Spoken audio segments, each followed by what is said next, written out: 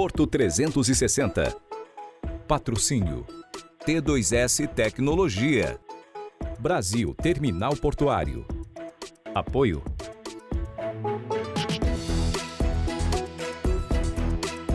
Apoio institucional.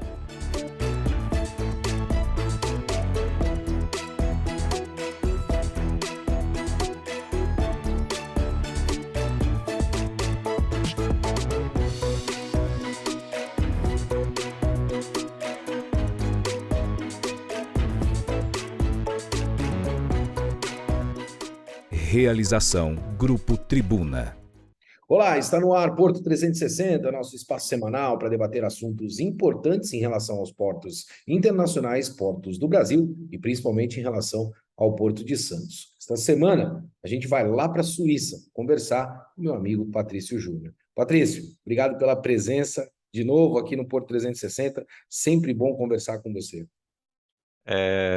Bom dia, Maxwell. É difícil de dizer qual horário que a gente está, porque aqui na Suíça são 5 horas a mais que aí no Brasil. Parabéns aí pelo sucesso do Porto 360. Eu até vou te dizer de pé de ouvido que tem muita gente aqui na Suíça já assistindo o Porto 360. Sua audiência está vindo, como diziam os portugueses, além mar. Parabéns. Opa, notícias boas, sinais de bons mares, hein? Então estamos navegando e navegando bem, navegando pelos portos aí do mundo. Patrício, você vai estar no TLC Américas nesse mês, né? E a gente sabe aí a importância de estar de novo presencialmente em eventos, né? Não só eventos nacionais, mas internacionais também. Conta para mim, qual é o painel que você vai estar? Tenho certeza que deve tratar de investimentos, né? E qual é a importância de estar de novo, né, num evento presencial que vai acontecer em Lima, no Peru? Maxwell, mais uma vez eu vou ter a oportunidade de representar o nosso Brasil junto com outras pessoas também brasileiras, como o Ricardo Arten, num painel que fala sobre investimento. Investimento para a gente é fundamental. O Brasil é um país que precisa gerar empregos, é um país que precisa ter investimento em infraestrutura, e o guidance praticamente da minha apresentação o título é Paving the Future of Infrastructure in Latin America. Ainda que a gente fale mais de Brasil, a cobertura é a base, né? Eu poderia te dizer que o básico hoje em dia de um investimento, para quem faz grandes investimentos como uma empresa como a MSC TIL, o primeiro é o retorno do investimento, que a gente é uma empresa privada e você não faz caridade, isso é a lógica, né? Isso a gente sempre repete e não pode ter vergonha de falar isso. Nós somos investidores, tem que ganhar e gerar emprego, gerar isso tudo, porque o próprio dinheiro, ele faz dinheiro, dinheiro gera dinheiro. E a outra é segurança jurídica, né? Previsibilidade. E o porquê disso? Porque ainda que a gente vise dinheiro como retorno de investimento, a gente fica no país, a gente fica na cidade, a gente fica no bairro, a gente fica em determinado local por vários anos. Investimento em infraestrutura não é feito para 1 ano, 2 anos, é feito para 30 anos, 50 anos. Então, a gente precisa que as cláusulas contratuais sejam mantidas, que não exista variações daquilo que foi acordado. Quer dizer, essa previsibilidade, ela faz com que um país se torne competitivo, né? Então, o dinheiro hoje em dia ele é globalizado. Você tem várias empresas multioperadoras em todos os setores, não é só no marítimo, não é só no terminal de container. O dinheiro ele fica procurando onde essas duas condições estão mais alinhadas. Então, você soma esses dois índices e vai dar um que é assim, sim ou não. E ele vai dar em que local do ranking você vai estar o teu país. Por exemplo, o Brasil é um país que tem um bom retorno de investimento e ultimamente tem demonstrado uma boa previsibilidade, com todos os órgãos fazendo um grande esforço para que cada vez mais eles se falem e com isso tenha um acordo único, né? E tem funcionado bem, por isso que o Brasil tem atraído muito investimento. Ainda falta muito ajuste, mas eu sei que as pessoas que estão liderando os órgãos governamentais, eles têm puxado bem para que isso seja dado ao investidor. Patrício, você falou de ajuste, né? A gente vem batendo muito nessa tecla da segurança jurídica, e eu, particularmente falando, sou um defensor de que a gente não deve demonizar o lucro, né? O brasileiro tem um pouco isso no seu DNA, né? O brasileiro gosta de demonizar o lucro, né? Toda vez quando ele vê o sucesso ou o lucro, isso eu acho que está um pouco dentro do nosso DNA, é uma percepção minha. Mas você falou de ajustes, e aí eu queria ser um pouco provocativo, porque eu percebo que na esfera pública, né, hoje, principalmente com o governo atual que a gente percebe uma vontade muito grande de ajuste dessa relação da segurança jurídica. Mas nós temos ainda um grande problema, né, que é a parte privada. A gente tem uma série de autarquias, né, e aonde necessariamente a iniciativa privada, muitas vezes, ela recorre no TCU, depois ela recorre na ANTAC, depois ela recorre judicialmente, depois ela recorre. Será que isso não é um ajuste que a gente precisaria fazer? Eu já fiz esse questionamento, né?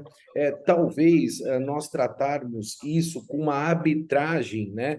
Que são decisões técnicas de temas que são extremamente técnicos, né? Muitas vezes cai no TCU uma decisão que muitas vezes um ministro possa não dominar por completo um tema tão técnico quanto é o tema portuário.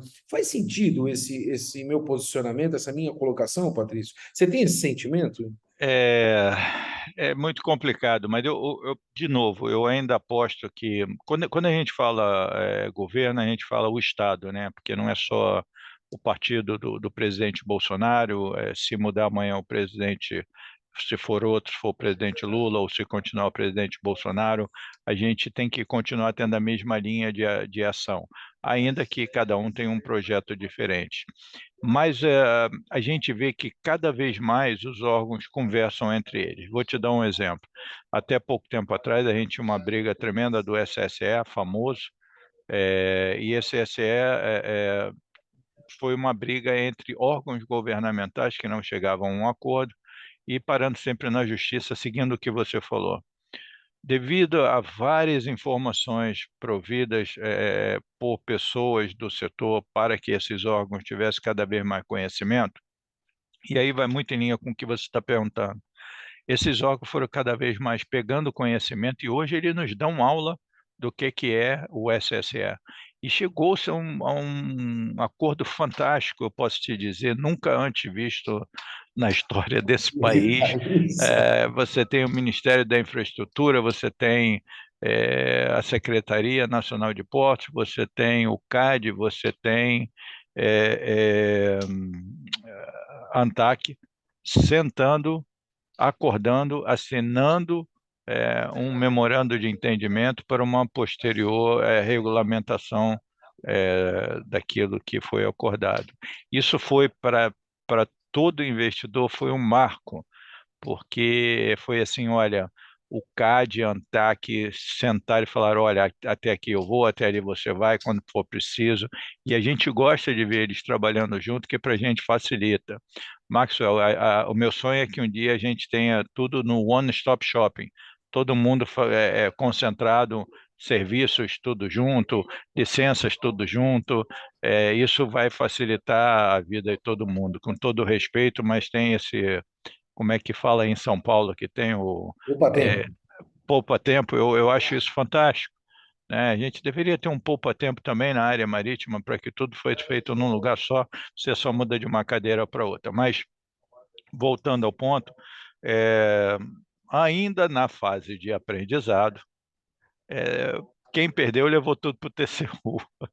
E o TCU, aí cai dentro daquilo que você fala, nem todos os ministros estavam brifados, tomou-se uma decisão que, na minha visão, e na visão de muitos juristas, ela não cabia ao TCU tomar, cancelando todo o memorando e assim, jogando tudo aquilo que estava sendo construído por água abaixo. Não estou julgando o mérito, não estou julgando o mérito.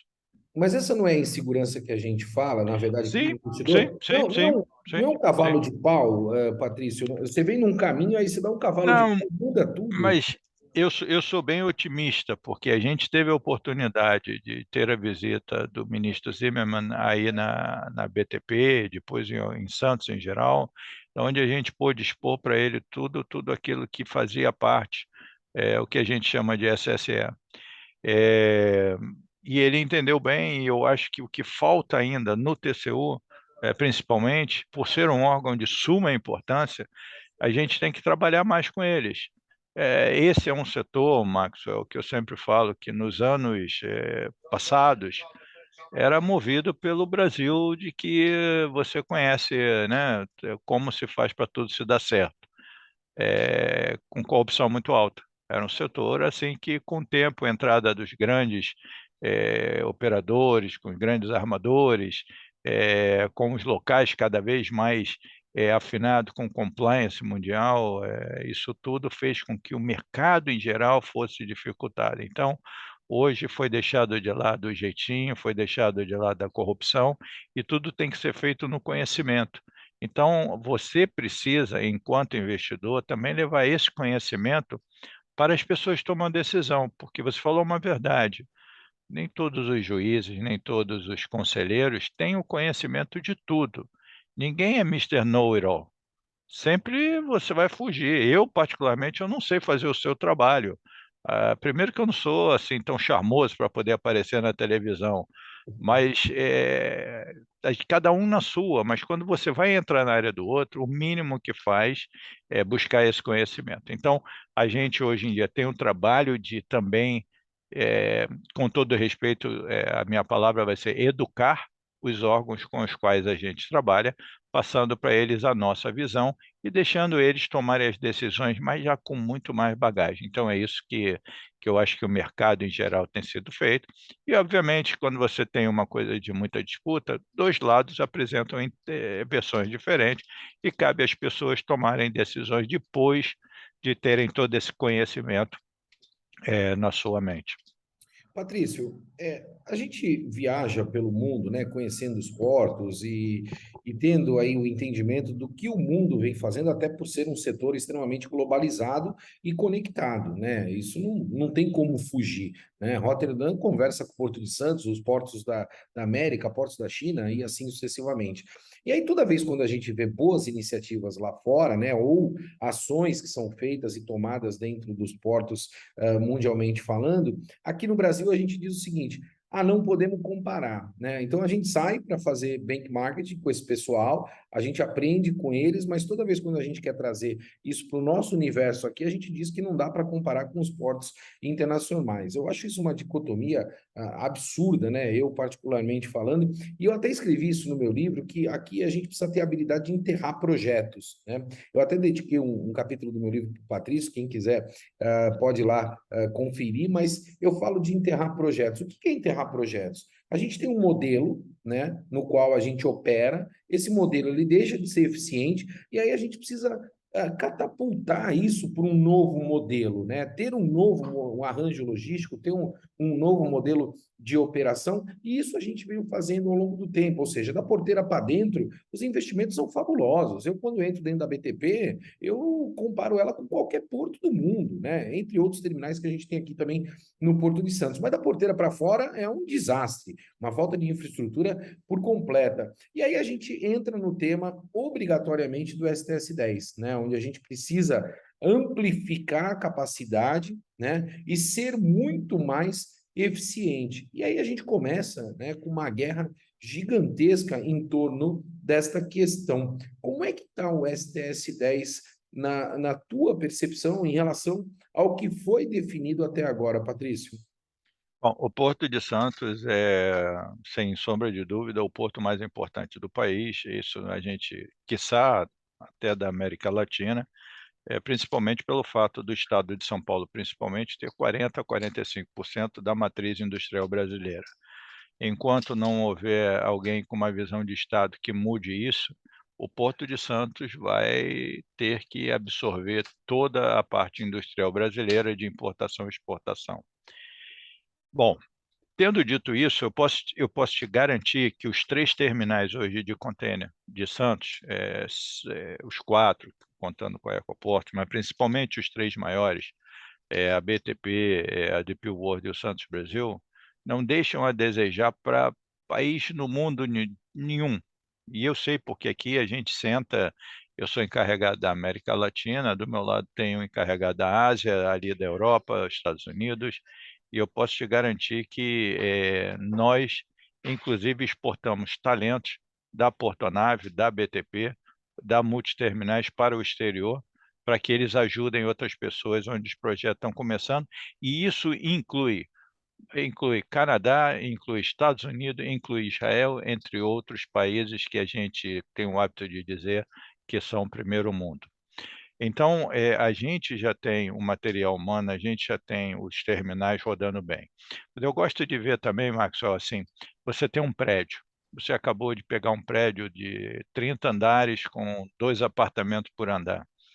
Teoricamente, todos os apartamentos são iguais, sendo que um lado direito e outro esquerdo, e quando você entra em cada um deles, você vai ver que cada morador vai decorar de uma maneira diferente. Cada um vai tentar decorar de acordo com aquilo que ele vê da vida, com aquilo que ele se sente bem, com aquilo que ele tem as eficiências e deficiências. Então, por isso que muitas vezes, ainda que a gente chame portos, você não pode comparar uma coisa com a outra, porque as condições são diferentes. Você comparar um porto nos Estados Unidos com um porto no Brasil é diferente, mas aquilo que tem de bom, a gente deve pegar sempre em todo lugar que a gente vai, tá. E isso a gente faz, é o que chama, dividir as melhores práticas. Para isso, como a empresa é muito grande, a gente sempre tem isso, a gente tem reuniões de eficiência, da onde a gente comenta o que é que se faz em um lugar e vê o que é que se faz no outro. Mas vamos voltar ao STS-10. O STS-10 já foi provado a necessidade de tê-lo. A maior briga que estava até hoje era se, os armadores que têm, terminais no Porto de Santos, como a MSC e a Maersk, poderiam ou não participar da licitação. Depois de muita conversa com vários órgãos governamentais, a ANTAC emitiu um documento dizendo que pode. Então, a TIL vai participar, tenho certeza que o APM Terminals também vai participar, e a gente espera que com isso a gente traga mais valor ao Porto de Santos. Por outro lado, a ANTAC também colocou algumas restrições, se um de nós dois ganharmos, que são restrições normais, que a gente está tentando de alguma maneira diminuir um pouco o impacto, porque a gente acredita muito que o mercado por si só ele se regula, ele se estabelece, ele se estabiliza, e eu acredito muito no potencial do Porto de Santos, senão a nossa empresa não estaria fazendo esse investimento violento, de tentar, né, fazer esse investimento violento. E eu acredito que a demanda do Porto de Santos, ela vai muito rápido.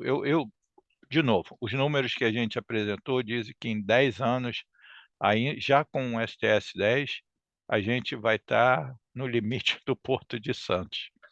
Isso é verdade. Eu faço a pergunta para você de novo, ao contrário, assim, quando surgiu a BTP e o DP World, alguns cavaleiros do Apocalipse disseram que o mundo ia acabar. E disseram que os 2 terminais iam estourar Santos. Hoje você tem os 3 terminais rodando praticamente na sua capacidade máxima de eficiência, que é em torno de 80%. Então, se nós não tivermos um STS-10, o importador exportador de Santos sofre, porque os preços são mais altos. A gente tem que ver também, Maxwell, que todo terminal tem 3 tipos de capacidade, tá. A primeira capacidade é aquela que a gente olha para trás e vê o pátio. A segunda capacidade é a do gate, entrada e saída. E a terceira capacidade é a do berço. Se você olhar as janelas de atracação de todos os 3 terminais de contêiner, elas já estão praticamente cheias. Nós precisamos ter mais berço de atracação, nós precisamos investir com antecedência, porque a infraestrutura você não começa hoje e amanhã está pronto. Infraestrutura é investimento 2, 3 anos. Quando o resultado fica pronto, a demanda já está muito maior, já está 15, 20% maior. Então, é necessário, e já é necessário visualizar o que vai ser Santos daqui a 10 anos, porque daqui a 10 anos a gente tem que começar as obras daqui a 5, quando praticamente o STS-10 lançar, seja ele o vencedor que for. Nós não podemos segurar a capacidade e fazer os preços aumentarem para que o importador e exportador seja punido. Patrício, eu quero me remeter, né? Eu costumo sempre dizer isso. Eu fui caixeiro no meu início de carreira, né? E eu sabia dos problemas que haviam ali pela falta de capacidade. Ou seja, o container chegava e o pessoal gritava lá que tinha que ter caminhão, porque senão o container iria para a Codesp. Né? Esse era o grande problema que se tinha ali, porque Ah, container indo para a Codesp, para você tirar o container, você tinha que pagar taxas, multas e assim sucessivamente.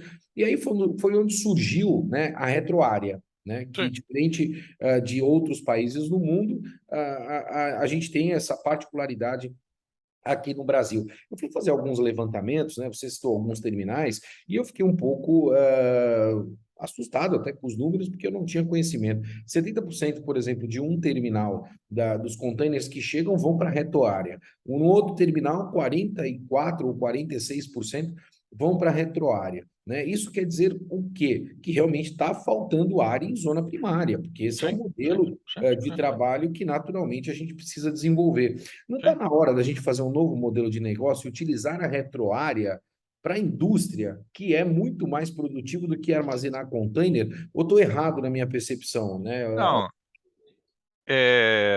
a percepção de que precisa ser feito algo, ela é verdadeira. Isso é um dilema mundial. Se você parar e pensar que por volta dos anos 50 é que foi inventado o container, e em sequência vieram os navios de container e os terminais de container, em 70, 80 anos, nada mais foi inventado de grande porte na área portuária, a não ser aumentar o tamanho dos guindastes, aumentar, ter novos TOS, novas coisas em geral. Então, esse tem sido a realidade aí da, do mundo, né? Agora, quando você fala de Brasil, sim, a gente precisa sentar, a gente precisa ver o que precisa. Agora, uma coisa importante, até dentro do que você falou, os portos, a área primária, elas dependem dos trás. É importantíssimo essa parceria que a gente hoje tem, ainda que forma talvez combatida, competição, o que é normal, mas a necessidade da convivência pacífica de investimentos em novos trás, em áreas que também não compita, não destrua o valor dos negócios que já existem, é muito grande. Então Claro. a gente tem sim que fazer uma olhada em geral, você tem que pegar um helicóptero, voar, e começar a dizer: "Olha, a gente precisa ter mais área na área primária", na minha opinião, tá, trás na área primária não deveriam existir, eles deveriam ser numa outra área, próximo ao porto, não desdigo, pra que essa transferência de carga, ela exista. Os terminais ganham dinheiro movimentando carga. Esse é o core business do terminal de container. Carregar, descarregar container. Esse é o core business do terminal. Quanto mais rápido sair, melhor vai ser a eficiência do terminal.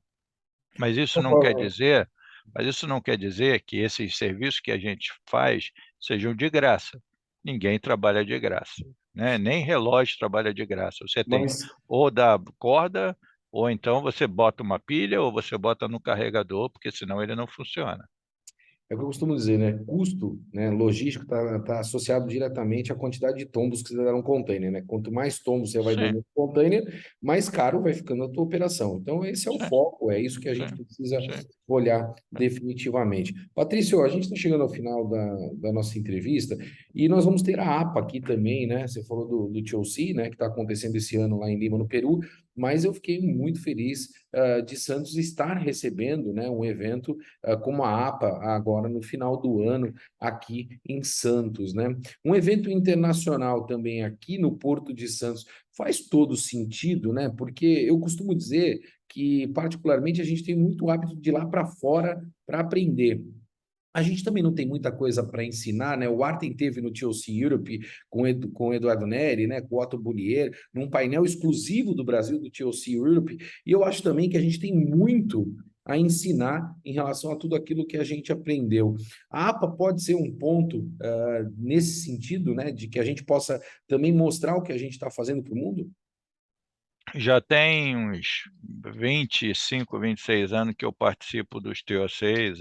Antes eu ia muito com meu amigo Balau, que era presidente da Libra, e essa sempre foi a nossa visão de estar sempre discutindo problemas, vendo lá fora as melhores práticas, trazendo para o país. O fato da APA estar só mostra a importância não só do Brasil, mas do Porto de Santos, e principalmente de todas as pessoas que trabalharam para trazer a APA para o Porto de Santos, que eu acho que todos nós do setor marítimo deveríamos prestigiar, deveríamos apoiar, independente de qualquer coisa, e interagir com todos que estão vindo. Existe uma dificuldade, Maxwell, é uma dificuldade e uma oportunidade de se ter esses tipos de conferência no Brasil.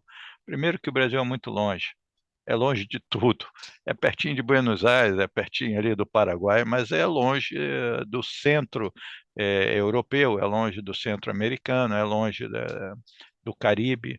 Então, essas feiras têm hábito de serem mais concentradas nesse eixo equatorial, e a análise é a mesma de hub-port. Por que a gente tem hub-port no eixo equatorial? Porque é o mais próximo dos dois polos e aonde passa a maioria do tráfego. Então, é por isso que tem hub-port na parte equatorial, por isso que o Brasil dificilmente vai ter um hub-port de Salvador para baixo. Vai ter um porto que movimenta a carga de transbordo, mas hub-port mesmo, puro hub-port, vai ser muito difícil.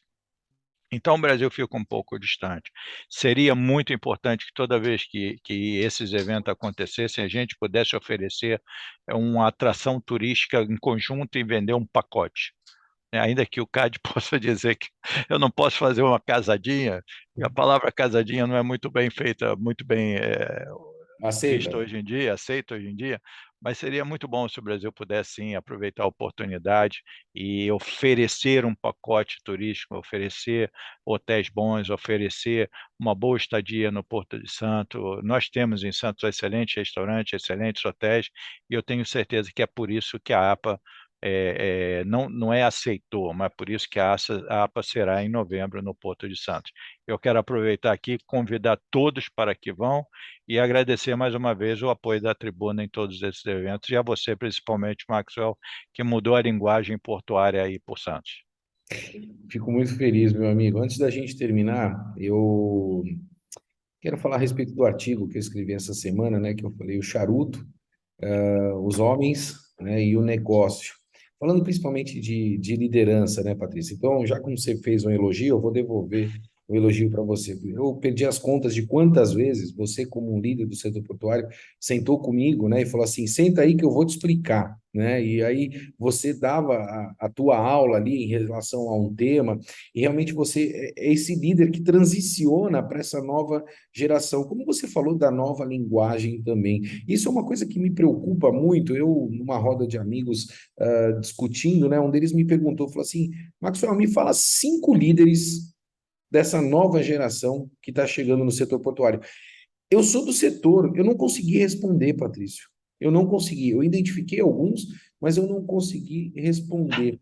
Esse é um grande gap que a gente tem. Eu queria ouvir a tua opinião, porque, cara, você é uma pessoa que formou muitos líderes, né? Você É, formou muita gente. eu acho, Maxwell, que esse é um setor muito pesado, né? É um setor de trabalho 24 por 24, 7 por 7, 365, 66, 365, 66, a gente trabalha o tempo todo, Natal, Ano Novo, o portuário em geral, o trabalhador da estiva, o trabalhador dos escritórios, todo mundo que lida com logística em geral, a carga não para, o navio não para. Então, é um negócio que, se não for bem remunerado, ou se você não fizer por muito gosto, hoje a garotada tem opções em outras frentes É isso. que levam eles a divergir. Eu vou te dar um exemplo agora. Depois do Covid, né, a grande dificuldade é você manter o pessoal de IT trabalhando dos escritórios, seja ele em que tipo de negócio, porque o pessoal, a garotada muito inteligente, está tendo dificuldade em ficar no escritório quando ela pode trabalhar, fazer o mesmo trabalho de casa. Então, o que a gente tem que fazer é ficar de olho no mercado, ver como aparece, e empolgar sempre, motivar os grandes talentos. E grandes talentos em si não saem de qualquer lugar. Se você pegar, vamos pegar meu amigo no Santos Brasil, já está há um bom tempo, na DP World está há bom tempo, o Artem também está há bom tempo. É difícil de você trocar ou encontrar pessoas novas que queiram se dedicar tanto quanto esses três que eu falei, que são profissionais de topíssimo nível. Então, você fala sempre o nome dos mesmos. É difícil, mas eu acho que a grande chave é você dar oportunidade para quem aparece, e tem sempre aparecendo. Agora, vamos definir o que é um talento novo. É quem tem 20 anos, 30 anos, 40 anos, 50 anos, 60 anos. O que é isso? O que a gente procura? Eu procuro sempre alguém que vá sempre, todo dia, trabalhar com vontade, sorrindo. É isso que eu procuro, seja a idade que ele tenha, e que vá sempre motivado e querendo melhorar o país, porque acima de qualquer interesse, acima de tudo, tem o Brasil, e é isso que a gente tem que focar, melhorar sempre a condição de vida, as condições de vida dos brasileiros. A gente morre, o dinheiro fica, mas o nosso nome é conectado às coisas boas. Eu vou te dar um exemplo muito rápido. Eu fui presidente do Porto de Aqaba, na Jordânia. Se você procurar no Facebook Patrício Júnior Academy, você vai ver que os trabalhadores portuários de lá, depois que eu saí, eles gostaram tanto de mim que eles fizeram uma academia de futebol com a camisa do Botafogo, e que ampara órfãos e pessoas necessitadas. Quanto vale isso, Maxão? Qual é o dinheiro que paga isso? Eu estou falando isso com orgulho, né? Um bom orgulho, né? Não sei se orgulho pode existir bom e ruim, mas toda vez que eu vejo isso, não tem. Então, para mim, é um pagamento que eu vou, mas vai ficar para o resto da vida. Então, é isso que a gente tem que pensar sempre. Só para finalizar, Patrício, meu amigo, a gente fala muito de sustentabilidade, né? Eu falo aqui no Brasil que a gente está encaminhando muito nisso. Antes da gente começar a gravar, eu falei para o Patrício, né? Falei, que belo jardim atrás de você, né? Isso, na verdade, é o teto de um prédio. Eu estou aqui no segundo piso elevado, e ali é o primeiro, né? Tipo, vários escritórios embaixo, e aqui em Genebra tem-se... Você pode ver atrás, é tudo árvore, né? Aqui, a cada junção de edifícios nós temos várias árvores espalhadas pela cidade, que faz com que o calor durante a noite seja reduzido de 5 a 7 graus. Então, se você tiver 30 graus durante o dia, o que quase não acontece, vai para 23. Só que também, se você tiver 10 durante a noite, vai para 5, 4, mas é bem melhor, e até mesmo você andando na rua, a visão suíça está de parabéns. Muito boa, Meu amigo, muito obrigado pela tua presença aqui com a gente no Porto 360. Aquele nosso pastel está sempre combinado, né? A gente sabe disso, a gente tem esse nosso acordo aí do nosso pastel, e quero aproveitar novamente para te agradecer a disponibilidade do teu tempo para que a gente pudesse abordar esses temas que são muito importantes. Meu comandante, obrigado mais uma vez.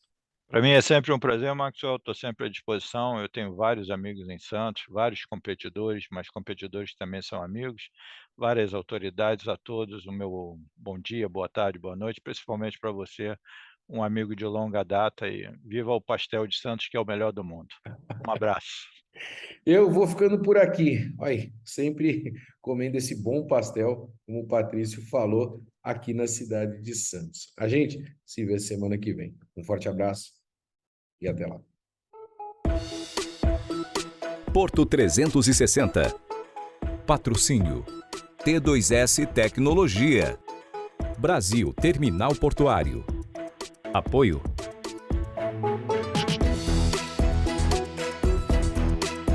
Apoio institucional.